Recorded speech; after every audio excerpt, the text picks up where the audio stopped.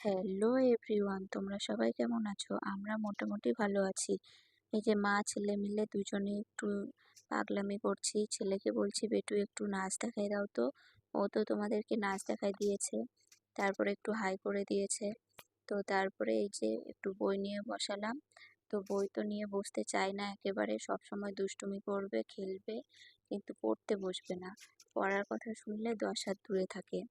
তো যাই হোক, একটু এখন অভ্যাস, ওই কারণে একটু বসানো, একটু যা অভ্যাস হবে, ছবি টবি দেখবে, একটু শিখবে, এটাই তো। এখন একটু কথা বলা শিখেছে মোটামুটি। তো ওকে পড়ানো কমপ্লিট করে আমি রাতের ডিনারে রুটি বানাবো, সেই কারণে আটাটা এখন মেখে নেব।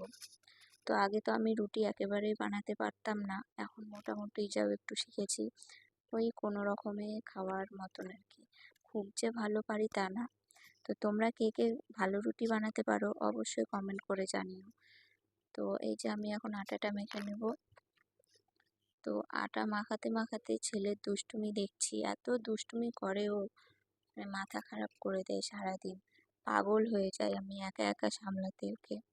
তো এই যে আমার আটা মাখানো কমপ্লিট, এখন রুটিটা ভাজবো। আর এইভাবে যে আমি কি যে দেখছিলাম, কি ভাবছিলাম, আমি নিজেও তা জানি না এখন। তো যাই হোক, চলো রুটি ভাজা যাক।